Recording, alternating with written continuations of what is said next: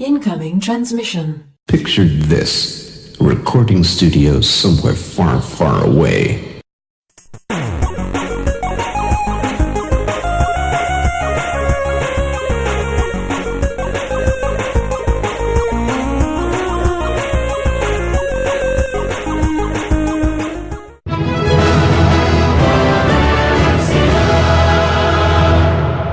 Welcome, Watchers of Illusion, to my Castle of Confusion and Happy Valentine's Day. It's the 14th of February.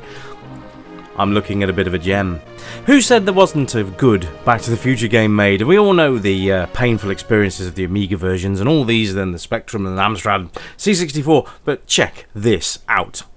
This was amazing, and to be fair, it's stuff of legend. Now, before I actually start the review off, just listen to this.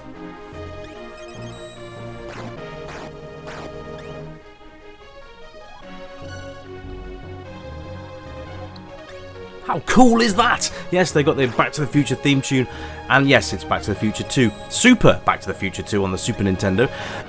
Only released in Japan, but I've managed to get hold of an English version of this. Obviously, it's been sort of, cracked and all that, so that's the only way you can really understand what to do. But if you've had this game on import, then this will be Japanese. But, oh, man, I was so pleased to get this English version of this, because I've been wanting to sort of bring this to you guys for a long time. But it was just impossible with trying to decipher what the Japanese menus were all about and all that stuff. So to get an English version today was absolutely amazing. So, without further ado, let's crack on. I mean, look at it. It's bloody gorgeous.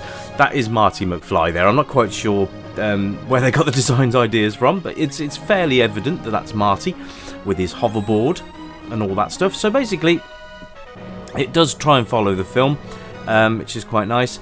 This is like a got to go and meet up with Jennifer. Yes, so that's rather nice. But look at the backgrounds and the colours and everything. It's just so cutesy. It's a Back to the Future game that's actually fun. How did they manage to do that? I'm telling you, the controls are simple as well. It's just literally left and right, and then you've got a jump button, which does that weird, crazy thing, and then you've got speed up. So it's kind of like a bit like Mario, where you push one button to run faster and then another button to jump. That's basically what you're doing here. But by God, this is fun. So we got a little cutscene. That's cute. Oh, lovely. It is Valentine's Day after all. Over some lunatic to come almost steaming into them with his car. That's about the way it goes. But this is awesome. Absolutely awesome. I'm looking forward to getting stuck into this. So let's... And look at this intro. Brilliant. It's just like straight from the movie. You wouldn't know the difference.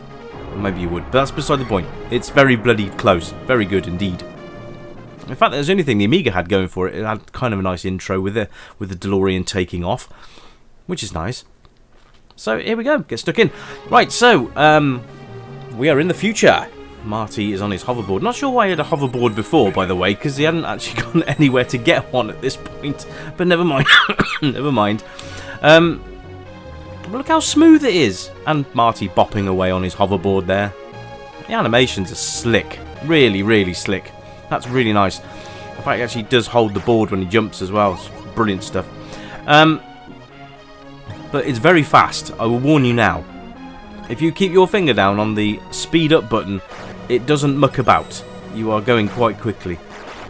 Now you can kill, you can sort of knock out enemies using your hoverboard, or if you've got invulnerability on.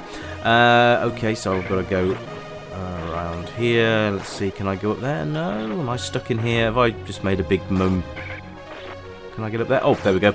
So yeah, you can use your hoverboard to knock enemies out. So let's say knock them out, because killing them just sounds weird. I don't remember there being this many aggressive policemen in Back to the Future 2. Anyone else? Or have I just been seeing a very, very kid-friendly version all my life? But very, very good game, guys. Very good indeed. It's just an absolute joy to bring this to you. Like I say, controls are really, really simple, and they respond well, which is always a nice thing. Now, this game will keep you coming back for more.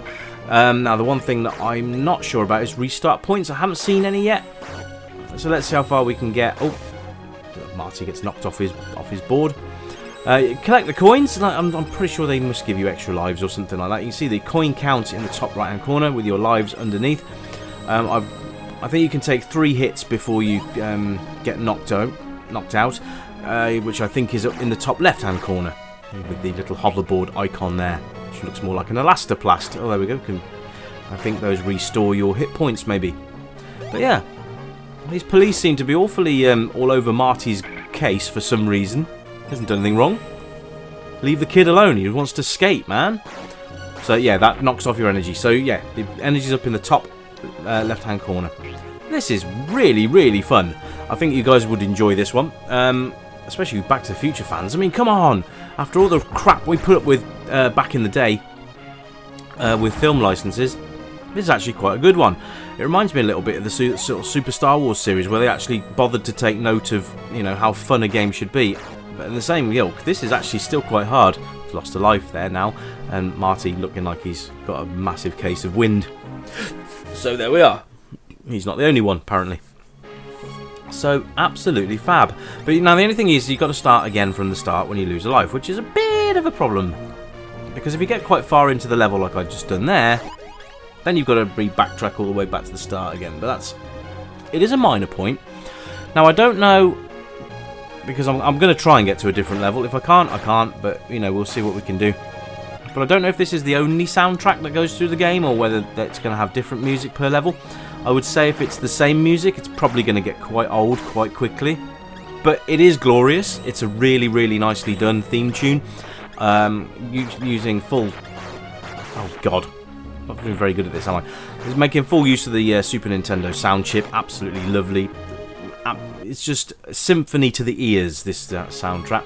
And it's Back to the Future. You can't really go wrong with it. It's a lovely, lovely bit of orchestral music, shall we say. Age range for this game, I would probably say, would probably be most age groups. Younger players might find it a bit frustrating, but you seasoned veterans out there, I think you'll have a blast with this. So it's kind of like a platform side-scroller type affair. So, but it's so much fun. So there we are. If you haven't seen this game before, welcome. Welcome to this utopia of SNES games. Like I said, only available in Japan.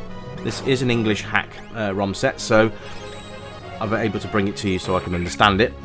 Played this a while ago on Japanese, and I just couldn't understand what the hell I was doing. So it's just nice to be able to bring this to you, so you can have a look at it today. You can find this on you can find this on auction sites, etc. And if you know where to look, you can also find the ROM download for your emulators. So, oh dear, Marty's just getting pounded by the police. That sounded probably worse than I intended it to, but never mind.